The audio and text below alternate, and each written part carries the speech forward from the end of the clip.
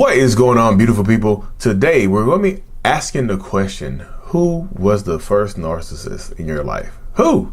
Could it be your parent, sibling, best friend, boyfriend, girlfriend, husband, wife? Who was it? If you're new here, my name is Lee Hammock. I'm a clinically diagnosed narcissist, and welcome to another episode of the Narcissist Code.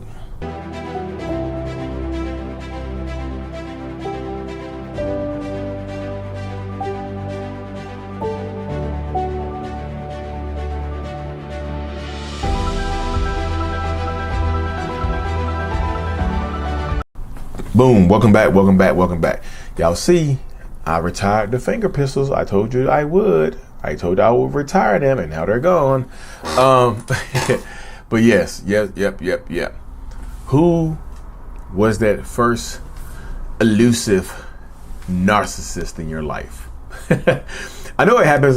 So a lot of people wonder this, y'all. And this is more for the viewers and whatnot and out there. Like I said, out there in YouTube land, Facebook land, wherever y'all watching this, podcast world and whatnot. But yeah, who was the first narcissist in your life? Because, still for me, it matters who that first narcissist was, because that can alter the course of your life. A lot of times, toxic narcissistic people, if you can't get rid of them, so to speak, they will alter your life. They will alter the trajectory of your life. They absolutely can. That's one of those things that does happen right there. And if it's your parent, you hear me say it, like, if you can't get rid of them, it's different. You can't get rid of your parent. So if the first narcissist, toxic person, whoever you dealt with in your life is one of your caretakers, your parent, one of your mom, your dad, some people will get raised by their aunts and uncles or their grandparents, your main caretaker in your youth, if that person is narcissistic, that can drastically or dramatically alter the trajectory of your life. It really, really can. Because a lot of people, you see a lot of videos that say, hey, look, if you were raised by a toxic person, your chances of ending up with a toxic person increase. I don't know if they say exponentially, but they increase greatly.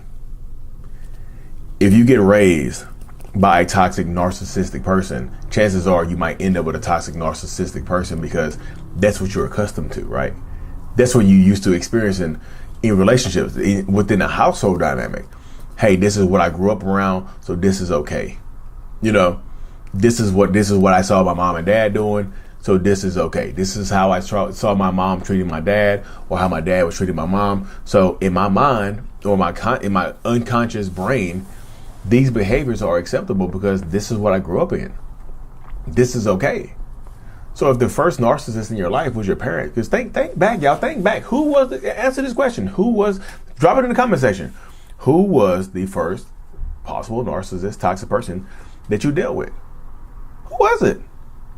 Because this can help out a lot of people, because so many people are in toxic relationships, right? With narcissistic people, narcissistic men, narcissistic women, narcissistic people overall in general. And when I'm talking to them over Zoom, they open up about some things that happened in their childhood. Oh yeah, my dad used to cheat a lot, or my mom used to cheat a lot. Whatever it is, I'm like, wow, really? And they're like, yeah. And so I thought it was okay. My mom would cheat a lot. My dad would just keep taking her back, but he'd be angry. And my mom would just gaslight him and manipulate him. And, I never lived up to my mom's standards. She had super high standards. My dad had super high standards. My grandparents, whoever it was, they had these super high, unreasonable standards for you as you were growing up. So you go into a relationship dynamic, or you got neglected as a child emotionally, that you go out here and you're seeking that validation that you didn't receive because you were neglected when you were a child. You see how that works? You see the mindset or the mentality that goes into that right there? You see the scope of it? That's what happens right there, y'all. This is part of what happens. I know it sounds dramatic. I know it sounds I'm not going to say it sounds unbelievable, because it doesn't sound unbelievable. But it's part of it, y'all. This is part of what so many people face. Like, if the first narcissist was a caretaker, it's different. It affects your life in the, you don't, it's almost damn near like you don't get a fighting chance when you're getting raised, right? When you getting raised in a toxic environment, you damn near don't, you typically end up becoming a product of your environment. I got a video I just did on Monday about becoming a product of your environment, how you should make your environment a product of you when you get older. But so many people end up being a product of their environment when you get raised within a toxic household or toxic scape or whatever, toxic grandparents. If the first toxic narcissistic person you dealt with is in a relationship, that's different, y'all. Because it's almost damn near like you have to treat toxic parents different sometimes than you treat toxic boyfriends or girlfriends. Because before y'all get to it, if you notice that you're dealing with a narcissist, early on, chances are you can cut them off before things get too deep, right? You can cut that person off before things go to the next level, before y'all start adding things to the relationship, right? Before y'all start having kids, before y'all start buying a house or buying cars or talking about being engaged and things like that. But pardon the interruption, just want to let you know that I do have courses and support groups available as well. Courses to help you understand what you went through, and support groups to help you during or after the toxic relationship. Link in the description. Now back to the video. Before things like that start happening, you can cut it off. But if you notice the signs and the red flags before you get in too deep, it's possible to get out of there quicker. That's different than being raised 18, 19, 20 years within a toxic household. So many people, I'm not trying to make it seem like one is tougher than the other, or one is greater than the other, or one leads to more abuse than the other. All I'm saying is that you can, before you get in too deep to a toxic, intimate relationship, you can get out of it, if you notice the signs early on. If you trust your intuition early on, like this is a red flag, I need my ass need to bounce. You can't just bounce from your parents. So it's just different. It's the traits of narcissists are going to be the same typically across the board. How those traits are expressed is going to be different. Different depending on what role that they play in your life. Is this a parent, a guardian, a sister, a sibling, a coworker, whatever it is? How they are expressed is going to be different. They're still going to have the same. Go look at the diagnosable criteria of narcissistic personality disorder, and you'll see exactly what I'm talking about. How the traits across the board are going to be the same. It's just how they are expressed outwardly is going to be different. How they are expressed to the world is going to be different, and that happens. And this is me I'm trying to help you out, wake you up, because who was the first narcissist that you dealt with? Because a lot of times it's not your partner. Sometimes it is a partner you dealt with. Some of y'all got raised in great households. You had great, loving, caring parents. You went to college, you graduated high school, you didn't have any narcissistic people in your life, no narcissistic friends, family members, co-workers, or whatever, but then you get into a relationship, this is the first narcissist you experience. And it could change it could change your viewpoint. It could change your life and how things are viewed and whatnot. So this is why I'm here to help out and things like that, just to help you understand how it started. Where is the starting point at? Dig up the roots. Digging up the roots can help you get rid of the weed. That's why when I say dig up the roots, I don't mean dig up the roots to the good stuff. Don't dig up the roots to the plant, the good part of you. Dig up the roots to the weeds. Pull up the weeds by the roots. Who was the first narcissist that I've dealt with? Dig deep, because a lot of times it might not be your real romantic partner. It could be a sibling. One of your siblings could be narcissistic. One of your best friends growing up could be narcissistic.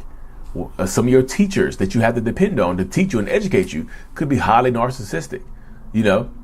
Refuse to validate you, make you the target of their abuse. Take teachers, like your middle school, high school teachers, elementary school teachers can do it. Sometimes college professors, they can launch smear campaigns on you as well. They can invalidate you. They can spread rumors of smear campaigns and things like that. They can rage out on you in class and just make it embarrass you. Some of your teachers can be narcissists as well. And that's why I just tell people, I'm conveying this point to people because it sucks, but digging up the roots and understanding where you came from can help you out. Understanding, get back to the beginning, back to the basics. Like, how the hell did I get here? What steps were taken to put me in this position, this precarious position, because nobody wants to be in a toxic relationship. Well, let me rephrase that. Because I've spoken to people who, and they are, some of them are toxic, y'all. Some toxic people do want to be in toxic relationships because they feel like, well, this person understands me, this person gets me. And I also understand that because I've been in a toxic relationship before with a toxic woman. Yes, I was toxic as well. This is not me I'm not trying to play the victim. That's what happens. So I want to help as many people as I possibly can climb this ladder of healing and growth, because I want y'all to live the life I want y'all to live the best lives you can. You know, I want you to live the best life you possibly can, because it empowers you, it helps you out. You know what I mean? It's just one of those things that I want y'all to heal and grow. You just understand where you came from. Dig up the roots. Who was your first narcissist? Who was it? You know, who was the first narcissistic person that you dealt with? Dig it up. You can drop it in the comment section.